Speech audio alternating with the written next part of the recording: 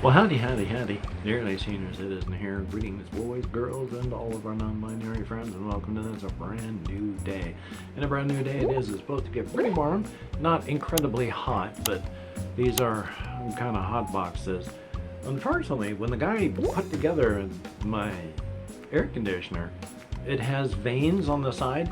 They're in the shape of a U, and then you slot them in, and then the vanes come out to block off the area. He kind of did this all real quick, and so the vane on one side is not clicked in right.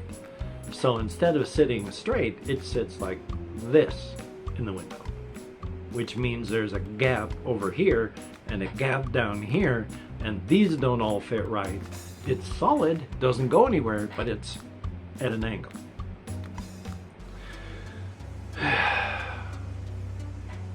Life is life. It functions, but, you know, yay. Still, you know what you're gonna do. Past that, my big day is I went for the big event for the day so far is I went to Wonky's. Now, I was up at 6:30 and out the door after getting myself all dressed, talked to my sister, and then did a roundabout walk. That was good. Yay, but while I was doing that, I stopped off at the hospital because I couldn't remember. I knew I had an appointment for someone showing up here soon, and I do. I thought it was the 11th, but on the 12th, I have an appointment, so at 3 o'clock I got to be down there. Who is it for? I don't know. But I'm going to be there. That's a good thing. And I have a med manager appointment on the 14th, which I don't know when that is, Friday maybe? And I'm going to talk to them about getting Vyvanse, which, if caffeine is helping to keep my blood pressure up, Vyvanse ain't going to be great. But right now my blood pressure is under control because of the meds, so maybe it'll help, maybe it'll work. That would be good. But past that, I have not been doing a lot. Of course, on Friday, we were told about how we're going to be having the room inspection on Tuesday. So that's a big break in routine right there.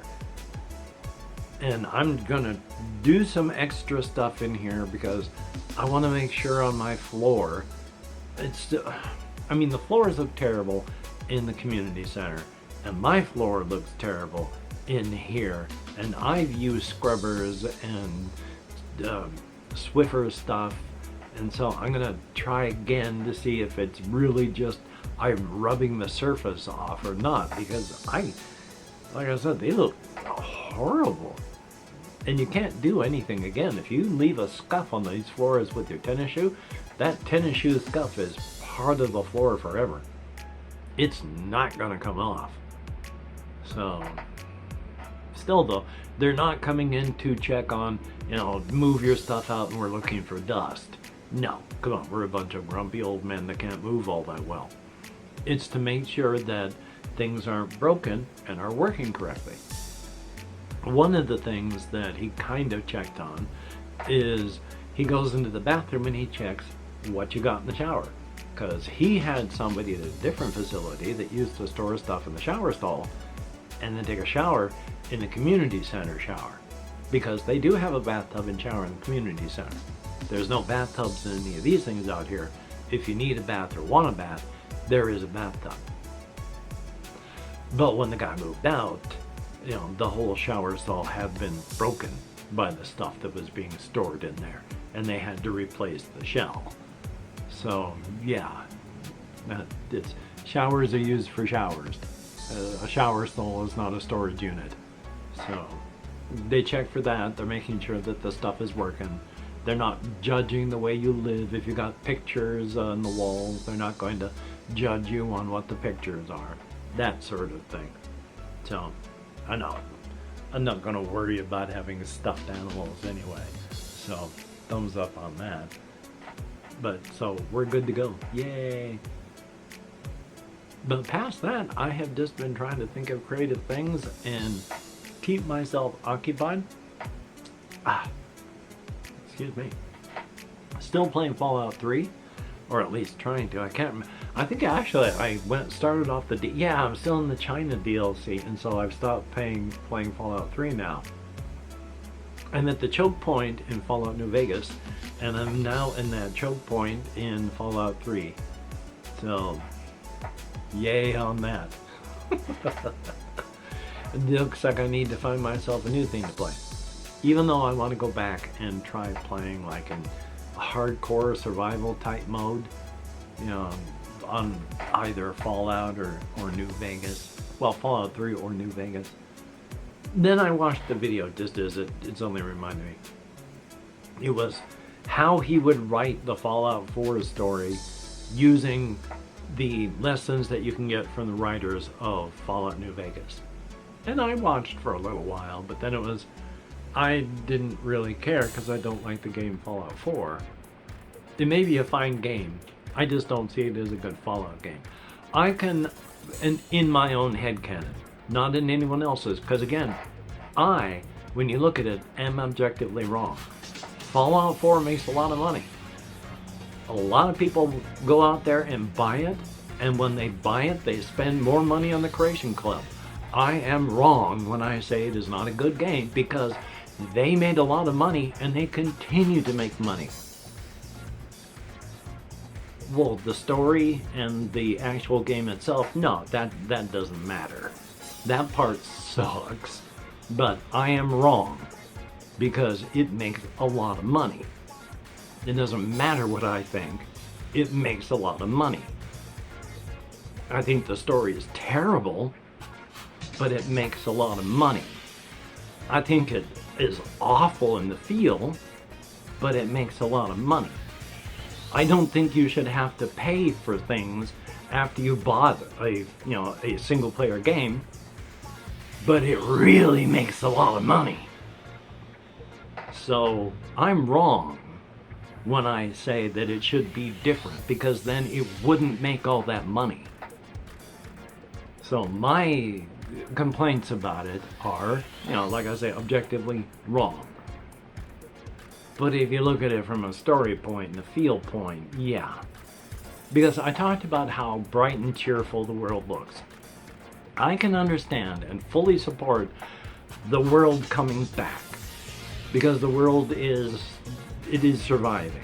Things are hanging on, things are showing up after, if you make it sufficiently past the time of Fallout 3 and Fallout New Vegas. 50 years, no. Even 100 years, no. But if it's past that, yeah, the bright, colorful, cheerful stuff. But by that point, there shouldn't even be ruins. There shouldn't be tech. There should be nothing left over. They wouldn't know, like in Diamond City, there wouldn't be a Diamond City. Everything would have rotted. There wouldn't be pictures for them to go with. Have you ever seen a picture like in an Urban Decay type setting? The glass is molded over and the stuff inside of it is destroyed. There wouldn't be any culture for them left. Things wouldn't be bright and cheerful on the buildings after the previous games had ruined, dank, and destroyed. They wouldn't suddenly get undamaged over time to get brighter and cheerful for Fallout 4. I just don't like it myself. Again, I'm wrong. It makes a lot of money. But for me, it's not right. And again, that whole Creation Club thing, paying for mods. But it makes some money, so it doesn't matter what it does to the game. It makes some money, so it's right. Past that, just going on walks, just trying to think creatively, just trying to push through executive dysfunction to get things done, and usually failing. I can't remember if I said this yesterday, and I'm quite sure I repeated it a lot because ADHD, but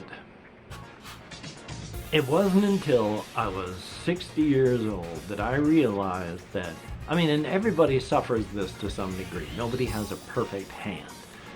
In the poker game of life, Nobody gets a great hand of all the wonderful cards.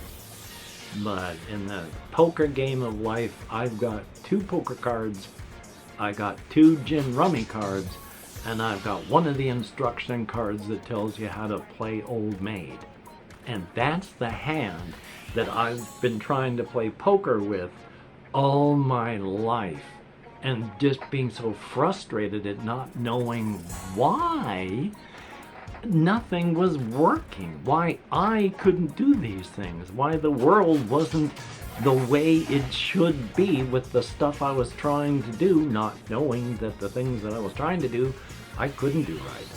The hand I'd been dealt would not work. So I have stopped beating my head on walls, which has brought about, I hope it's that has brought it about an effect, because I have stopped beating my head on walls that I've been beating my head on for 60 years. And some of these things are heavy duty that I've been trying to do for 60 years, and now understanding inside those parts of me that was trying just went, oh, and let go. And when you've had 60 years of something being, this is your foundation and your rock, and then all of a sudden part of your mind and it just goes, oh, and stops. I have had a lot of feeling adrift. I've talked about how you find your own meaning and you find your own purpose in life. That's still true. But I have been having trouble finding that of late. Feeling adrift because of these things, that stuff I have tried to do my whole life. Realizing now why I couldn't do it and why still I won't be able to. And letting go, it feels weird, and it's not in most cases a conscious letting go, it's a subconscious. So joy on that. And then yesterday, of course, I talked about my memory fears. Of course I'm not suffering from dementia, but one of the things about dementia, of course, is memories get kind of loosey-goosey. Well, for quite some time now, my memories have been very corrupted. Stuff that I know happened when I was living in Shelton here, I have memories of it happening in the house that I grew up in. Or stuff from when I and my wife were living in an apartment in Shelton, and I have that memory mixed in with it happening when we lived in Blaine, Washington. All kinds of memories that are just mangled like that. Which, of course, is one of those things that happens with dementia. At the same time, of course, I wasn't just, having just normal life. This is during a time when I've talked some about life with my wife before she died. You gotta remember, once she had her heart valve replaced, she was in very, very bad shape. She spent every single year anywhere from 3 to 7 months in the hospital before they would stabilize her enough that they felt confident enough to send her home. And the reason she would be there is because I saw something wrong happening. And I instantly acted, and if I hadn't, she would have died. And then she'd be in the hospital for months.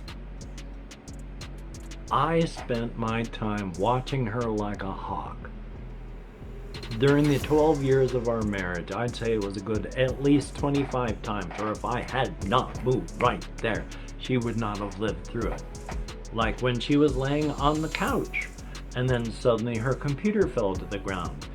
Yeah, she was having a seizure because she had a brain bleed in the left side of her skull. And I got her help in time. Yeah, she spent time in the ICU because the left side of her skull was filled with blood. So, thumbs up, but it was constantly like that. She wouldn't have little bitty things. She would have something happen where we gotta move right now. And if we don't move, you ain't gonna live through it. It sucked. It was very, very stressful. And you cannot form proper memories.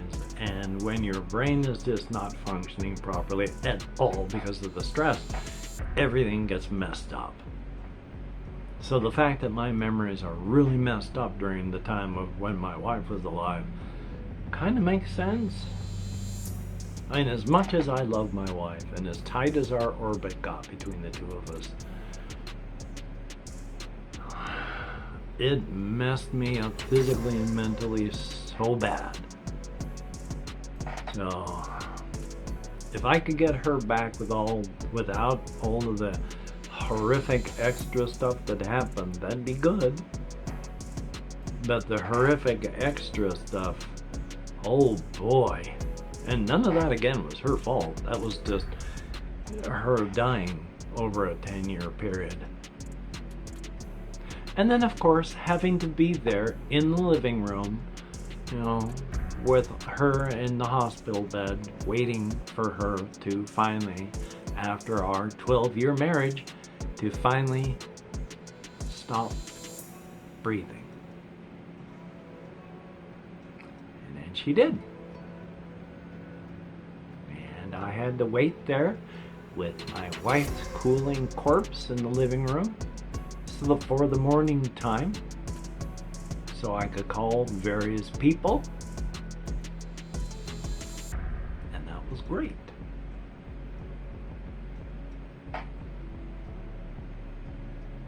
So it has been wonderful as well. When I go on to Amazon.com, it says the pickup location that I have chosen is full and cannot accept any more deliveries. I got to go and talk to them about that, because I do not dare have them just deliver things at random here, because this place does not show up on GPS yet, which means they just deliver things at random wherever they can find. And I don't like that. So if I can't have it delivered to that place, I can't have anything delivered. Because sure, they might deliver it, but they aren't going to deliver it here. They're just going to deliver it somewhere, and then hopefully I'll be able to figure it out from their email saying we delivered it, but not to you. So I got to go talk to them, because I don't want to spend a whole lot of money, but sometimes I buy things that I need, not just frivolous stuff. So that's fun. So I'm just going to continue doing what I've got to do physically and such. So I'm going to talk about did I write down the creative type levels thing? Why am I asking you? Let's see. Yes, it was a bit of solo RPG, which is just turned into grand lore that I enjoyed, that, well, I will be occasionally solo RPGing in it.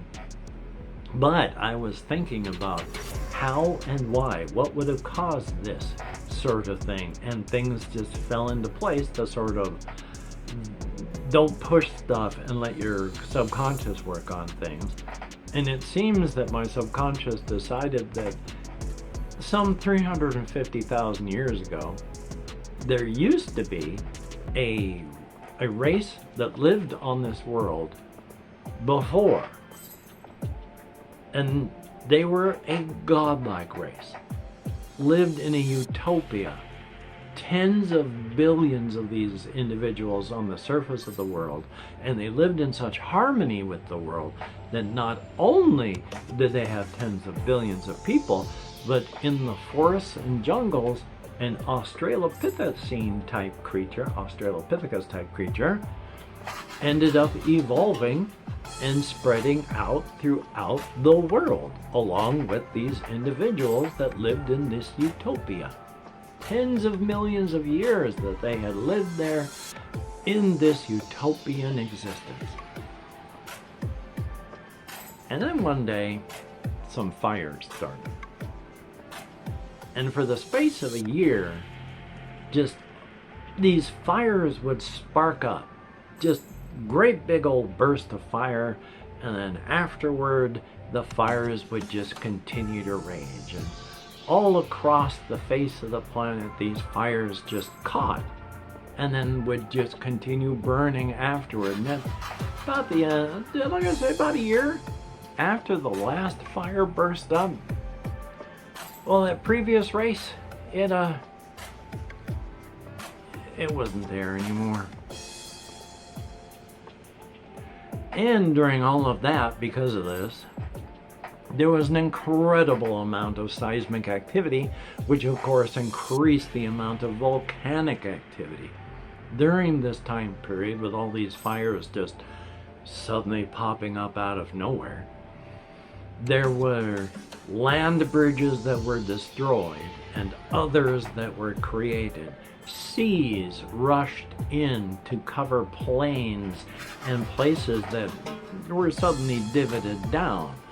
And other places that had been underwater were risen up. The volcanism, the seismic activity altered the face of the planet incredibly. And because of that, separated the Australopithecine type creatures. I keep saying that's a time frame. Australopithecus type creatures. And they all sort of developed into, well, on the one continent, they stayed as the Dwaylen. On the other continent, there's the Goya. And on the other continent, but pushed up in a much more unpleasant area until some more volcanic area opened up land bridges for them to be able to move down. And southward, the Hulat up there.